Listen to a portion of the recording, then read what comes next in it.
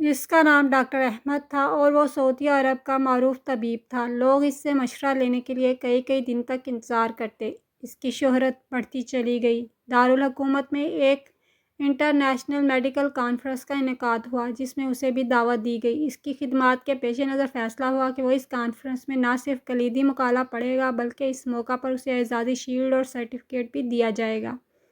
Doctor Ahmad نے اپنے گھر سے ایئرپورٹ کی طرف روانہ ہوا۔ وہ بڑا خوش اور پرسکون تھا۔ آج شام اس کی تکریم اور عزت کی جانے والی تھی۔ اس کا سوچ کر وہ اور بھی زیادہ آسودہ ہو گیا۔ ایئرپورٹ پر وہ معمول کی چیکنگ کے بعد فوراً ہی ہوائی جہاز میں سوار ہو گیا۔ اس کی فلائٹ وقت کے مطابق پرواز کر گئی۔ کوئی آدھ پون گھنٹے کے بعد ایئر ہوسٹس نے اعلان کیا، ہم معذرت خواہ ہیں کہ طیارے میں فنی خرابی کے باعث ہم قریبی ایئرپورٹ پر اتر رہے ہیں۔ ہمارے پاس اس کے سوا کوئی چارہ کار نہیں ہے۔ فلائٹ بغیر کسی رکاوٹ اور حادثے کے قریبی ایئرپورٹ پر اتر گئی۔ مسافر جہاز سے اتر کر لاؤنج میں چلے گئے۔ ڈاکٹر احمد بھی دیگر مسافروں کے ساتھ طیارے کی فنی خرابی کے درست ہونے کا انتظار کرنے لگے۔ تھوڑی دیر کے بعد ایئرپورٹ اتھارٹی نے اعلان کیا، خواتین و حضرات، انجینئر نے بتایا ہے کہ فنی خرابی کے درست ہونے کا فوری طور پر کوئی امکان نہیں ہے، لہٰذا مسافروں کے لیے متبادل طیارے کا انتظام کیا جا رہا ہے۔ یہ طیارہ کب آئے گا کسی کو علم نہ تھا۔ تھوڑی دیر بعد نیا اعلان ہوا کہ متبادل طیارہ کل ہی آ سکتا ہے۔ ہم اس زحمت کے لیے معذرت خواہ ہیں۔ اب آپ کو ہوٹل پہنچا دیا جائے گا۔ ڈاکٹر احمد کے لیے یہ اعلان نہایت تکلیف دہ اور پریشان کر دینے والا تھا۔ آج رات تو اس کی زندگی کی نہایت اہم رات تھی۔ وہ کتنے ہفتوں سے اس رات کا منتظر تھا کہ جب اس کی تکریم ہونی تھی۔ وہ کرسی سے اٹھا اور ایئرپورٹ کے اعلیٰ افسر کے پاس جا پہنچا، اپنا تعارف کرایا اور کہا کہ میں انٹرنیشنل لیول کا ڈاکٹر ہوں، میرا ایک ایک منٹ قیمتی ہے، مجھے آج رات دارالحکومت میں مقالہ پڑھنا ہے۔ پوری دنیا سے مندوبین اس سیمینار میں شرکت کرنے کے لیے آئے ہوئے ہیں اور آپ لوگ ہمیں یہ خبر سنا رہے ہیں کہ متبادل طیارہ 16 گھنٹے بعد آئے گا۔ متعلقہ افسر نے اسے جواب دیا کہ محترم ڈاکٹر صاحب، ہم آپ کی عزت اور قدر کرتے ہیں، ہمیں آپ کی اور دیگر مسافروں کی مشکلات کا اندازہ ہے، لیکن یہ ہمارے بس کی بات نہیں اور نیا طیارہ فوری طور پر فراہم کرنا میرے بس میں نہیں ہے۔ البتہ وہ شہر جہاں آپ کو کانفرنس میں شرکت کے لیے جانا ہے، یہاں سے بذریعہ کار سے صرف 3-4 گھنٹے کی مسافت پر ہے۔ اگر آپ کو بہت جلدی ہے تو ایئرپورٹ سے کرایہ پر گاڑی حاصل کریں اور خود ڈرائیو کرتے ہوئے متعلقہ شہر پہنچ جائیں۔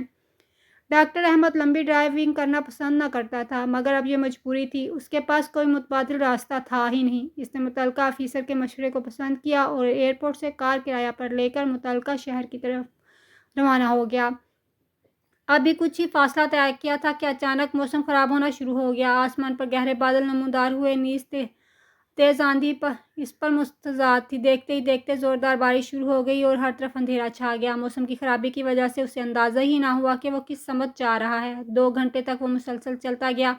بالآخر اسے یقین ہو گیا کہ وہ راستے سے بھٹک چکا ہے۔ اب اسے بھوک اور تھکاوٹ کا احساس بھی بڑی شدت سے ہونے لگا۔ اس نے سوچا تھا کہ 3-4 گھنٹے ہی کا تو سفر ہے، اس لیے اس نے اپنے ساتھ کھانے پینے کی کوئی چیز بھی نہ لی تھی۔ اب اسے کسی ایسے ٹھکانے کی تلاش تھی جہاں سے اسے کھانے پینے کی کوئی چیز مل سکے۔ وقت تیزی سے گزر رہا تھا، چاروں طرف رات کا اندھیرا بھی چھا چکا تھا۔ ایک چھوٹے سے گاؤں کے پاس گزرتے ہوئے اس نے غیر شعوری طور پر اپنی گاڑی ایک چھوٹے سے گھر کے سامنے روک دی۔ اس کا ہاتھ گھر کے باہر دروازے پر دستک دے رہا تھا جب اندر سے ایک بوڑھی عورت کی نحیف و ناتواں آواز اس کے کانوں میں پڑی، جو کہہ رہی تھی، جو بھی ہو اندر آ جاؤ، دروازہ کھلا ہے۔ ڈاکٹر احمد گھر میں داخل ہوا تو دیکھا کہ ایک بوڑھی عورت متحرک کرسی پر بیٹھی ہے۔ اس نے خاتون سے کہا، اماں، میرے موبائل کی بیٹری ختم ہو چکی ہے، کیا میں اپنا موبائل چارج کر سکتا ہوں؟ بوڑھی عورت مسکرا کر کہنے لگی، میرے بیٹے، کون سے فون کی بات کر رہے ہو؟ تمہیں معلوم نہیں اس وقت تم کہاں ہو؟ ہمارے ہاں نہ تو بجلی ہے نہ ٹیلی فون۔ یہ تو ایک چھوٹا سا گاؤں ہے جہاں شہری سہولتوں کا کوئی تصور نہیں ہے۔ پھر اس نے مزید کہا، میرے بیٹے، وہ سامنے میز پر چائے اور کھانا رکھا ہے، لگتا ہے تم بھوکے ہو پیاسے ہو، راستہ بھٹک گئے ہو، تم پہلے کھانا کھا لو پھر بات کریں گے، لگتا ہے تم خاصا طویل فاصلہ طے کر کے آئے ہو۔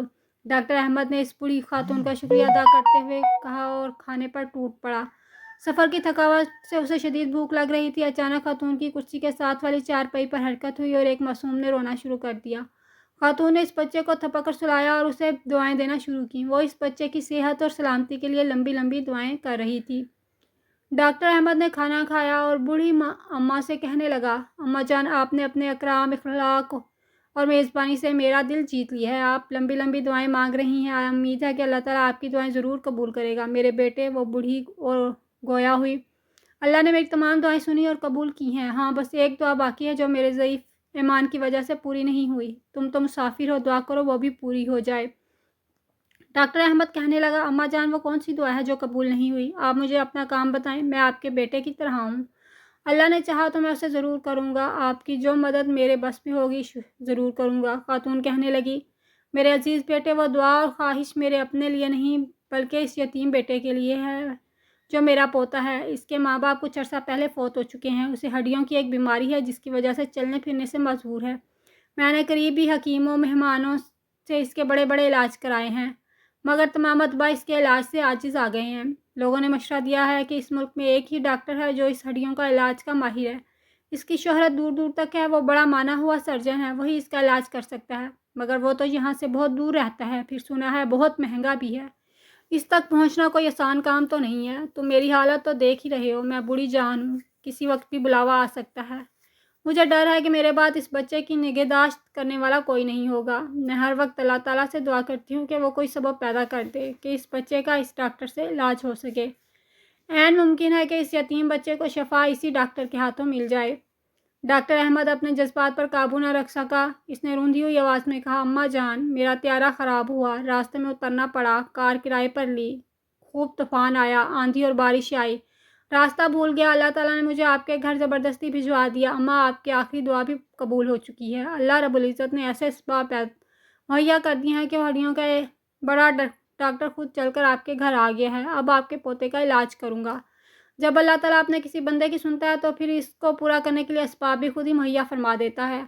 कायनात की सारी मखलूक, चाहे वो जानदार हो या बेजान, अल्लाह के हुक्म और इसकी मशीयत की पाबंद है। इस वाक़ये में आप देख सकते हैं कि किस तरह अल्लाह ताला ने ज़मीन और आसमान की मुख्तलिफ़ क़ुव्वतों को काम में लाकर बूढ़ी अम्मा की दुआ को पूरा करने में लगा दिया।